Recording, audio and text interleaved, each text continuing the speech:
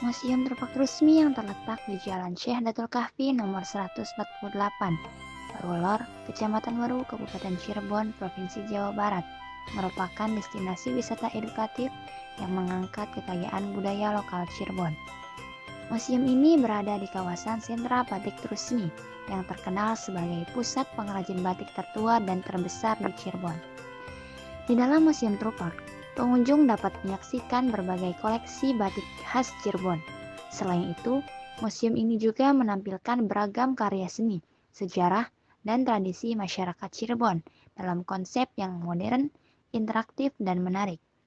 Dengan suasana yang edukatif dan artistik, Museum Trupak Trusmi tidak hanya menjadi tempat wisata budaya, tetapi juga sarana pelestarian warisan seni batik dan identitas daerah Cirebon.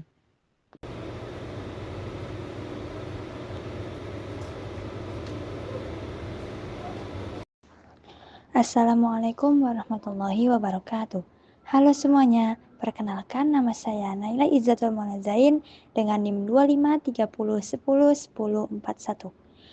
Saya mahasiswa semester 1 dari Prodi Pendidikan Agama Islam, kelas C, Fakultas Ilmu Tarbiyah dan Keguruan UIN Siber Syekh Nurjati Cirebon. Di sini saya akan melakukan observasi pada budaya lokal Cirebon, yaitu dengan objek wayang. Untuk memenuhi salah satu tugas ujian tengah semester dari mata kuliah Cirebon Studies yang diampu oleh Bapak Basiran MA. Ikutin terus videonya ya.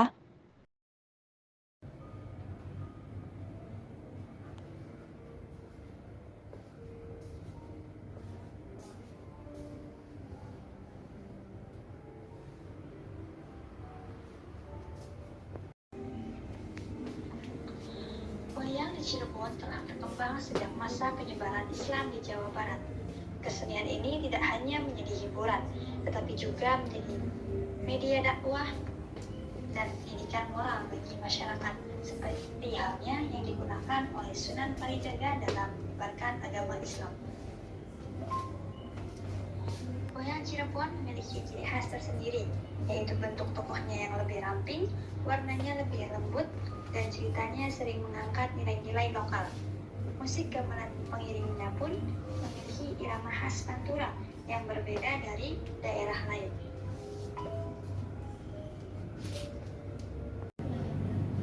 Hai semuanya, kembali lagi di video saya. Di sini saya akan memperlihatkan kepada kalian beberapa koleksi wayang yang ada di Museum Trupak Trusmi.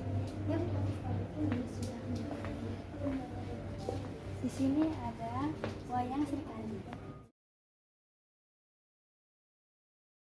Srikandi adalah salah satu tokoh dalam wira cerita dari India, yaitu Mahabharata. Dalam kisah ia merupakan putri Raja Upada dengan Dewi Garuda. Kemudian yang kedua ada Putih Sinta.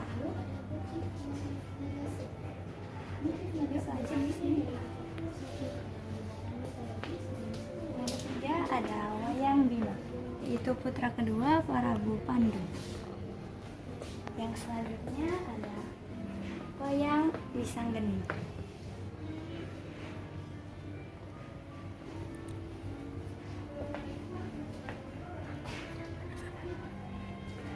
Selanjutnya ada wayang Nakula. Kemudian di sini ada wayang Adipati Karna.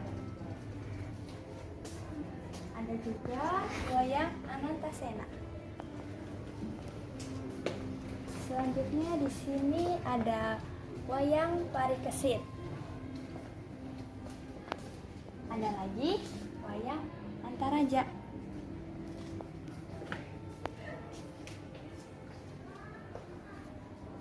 Kemudian di sini juga ada wayang Puntadewa.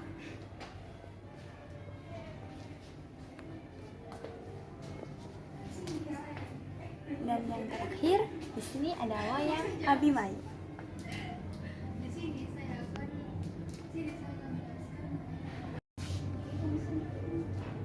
Yang pertama di sini ada wayang Sri Kandi. Sri Kandi adalah salah satu tokoh dalam wiracerita dari India yaitu Mahabharata. Dalam kisahnya, ia merupakan putri Raja Upada dengan Dewi Gandawati dari Kerajaan Pancala. Dalam kitab Mahabharata bagian awal atau Padiparwa dijelaskan bahwa ia merupakan penitisan putri kerajaan Kasi bernama Amba yang tewas karena dipanah oleh Bhisma, pangeran kerajaan Hastinapura.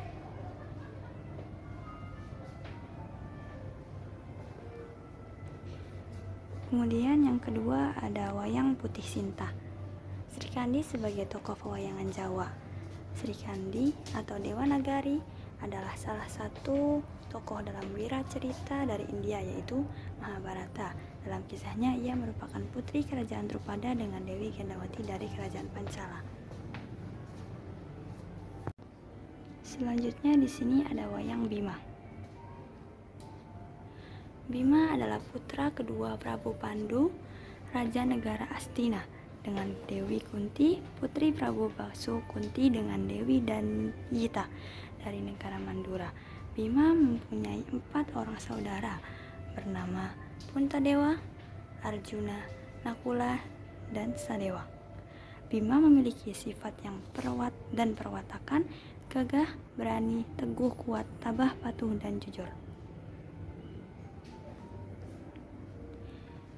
Kemudian yang keempat ada wayang Wisanggeni.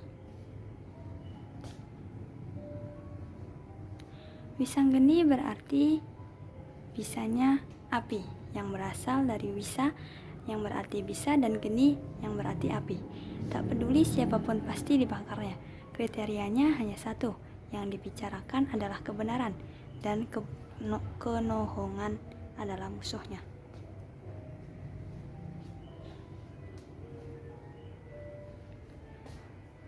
Kemudian ada wayang yang bernama Nakula. Nakula adalah putra keempat Prabu Pandudewanata, Raja negara Sinapura dengan Permaisuri Dewi Madri, putri Prabu Mandrapati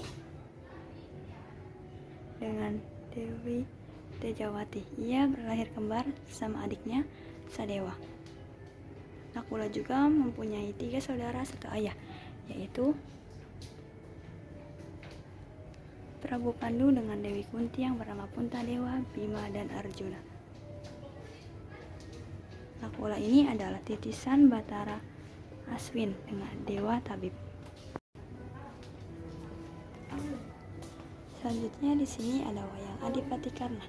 Karna adalah putra tertua Kunti yang merupakan saudara seibu Pandawa dan merupakan yang tertua dari ke-6 saudara tersebut.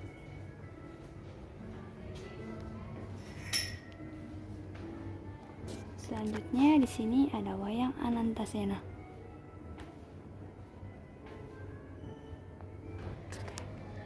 Wayang mengajarkan nilai kehidupan tentang kebaikan, kesabaran, dan perjuangan melawan hawa nafsu. Melalui tokoh-tokohnya, kita belajar menjadi manusia yang bijaksana dan berakhlak. Dari balik setiap goresan dan bentuk wayang di Museum Tupak Rusmi, tersimpan cerita panjang tentang kearifan dan kebanggaan budaya Cirebon. Wayang bukanlah sekedar tontonan, tetapi juga tuntunan dan cermin nilai-nilai kehidupan yang diwariskan dari generasi ke generasi. Sekian video observasi tentang objek wayang dari saya. Semoga melalui video ini kita semakin mengenal, mencintai, dan menjaga warisan budaya Indonesia agar tetap hidup dan bermakna untuk masa depan. Kurang lebihnya saya mohon maaf. Sampai jumpa di video selanjutnya. Wassalamualaikum warahmatullahi wabarakatuh. Oke teman-teman, terima kasih sudah menonton videonya. I got so much motherfucking design on right now. Every time, bring it back, bring it back, bring it back, bring it back.